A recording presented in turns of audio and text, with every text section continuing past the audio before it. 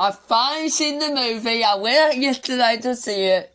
And now I'm going to watch a review about it and see what other people have think about the movie. I think it was a pretty good movie. But, hey, I'm going to let the internet decide for me. So here we go. Review. Oh my gosh, I'm so Yeah, I love this part. This part was great.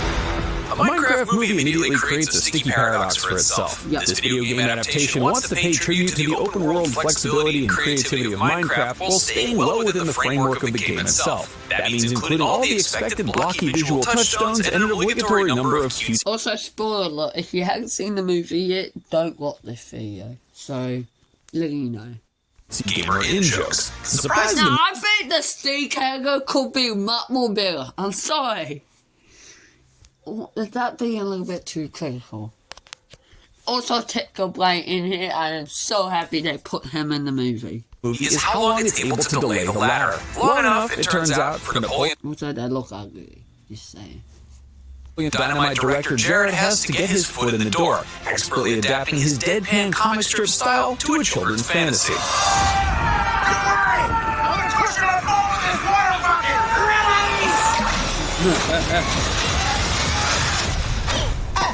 No, this is after they make Steve. As foray into big-time franchise filmmaking reunites him with Jack Black, the star of his 2006 slapstick adventure Nacho Libre. No one can accuse Black of half-assing his way to a paycheck as Steve, a man who yearned for the mines as a child and discovers a portal into the magical overworld as an adult.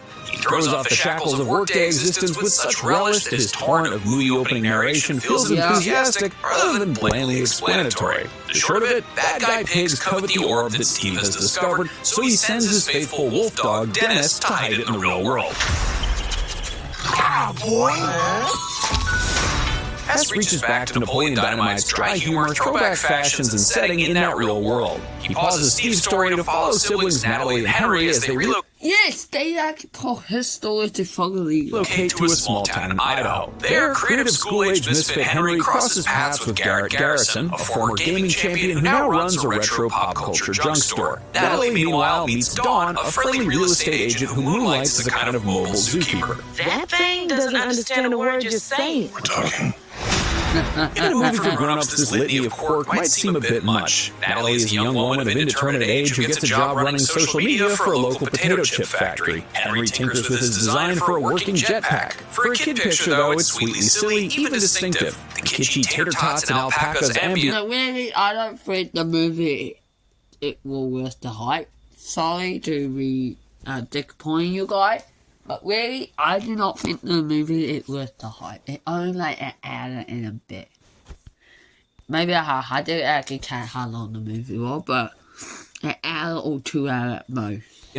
Like most movies are these days, so yeah, don't get your hope up to like a 6 hour long movie. Hess, Jason Momoa in particular, makes a surprisingly good fit for the filmmakers. So this was so funny to watch, dude. Steve's just like in the background like, oh hi!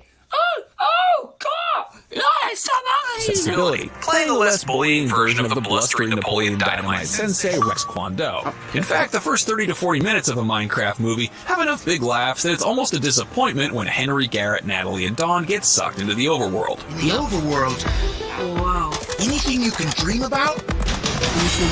You can create! Eventually they meet up with Steve, who provides some standard gameplay tutelage in advance of their quest. The quest itself is conceptually muddy. It's confusingly presented as some combination of saving Steve's beloved Dennis, protecting the orb, and eventually bringing the 4 displaced travelers home. And based on the uninspired action sequences, also at the end I did bring them home. No, you all know.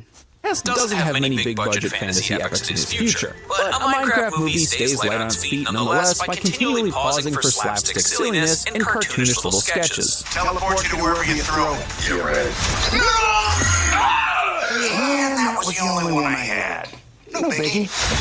Eventually, the more antic side of things takes over, and the various CG landscapes populated by blocky people and creatures start to feel repetitive. It's like a slightly more polished version of someone's playthrough video, only with a couple of big stars getting thrown around the screen. What a Minecraft movie misses from Minecraft the game. Also, because I don't have it in my city, I went to Auckland with Hazard to watch it, so yeah.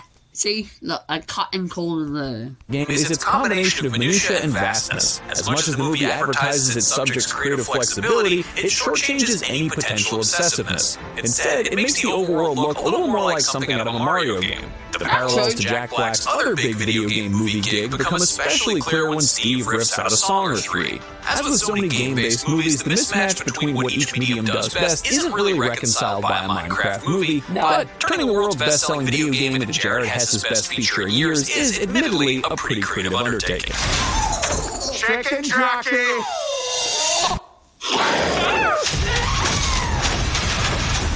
For a big studio adaptation of a massively popular video game, a Minecraft movie lets a surprising amount of its director's personality shine through. Napoleon Dynamite's Jared Hess manages to fit some laugh-out-loud silliness into his overworld saga, then surrenders to the obligations of CG-driven fantasy adventure. Thematically, a Minecraft movie offers a pat world is what you make of it lesson, but Jack Black and Jason Momoa in particular sell it with a lot of comic enthusiasm. Yeah, that's what I thought too. Set out of 10, it's okay, but it's not the greatest.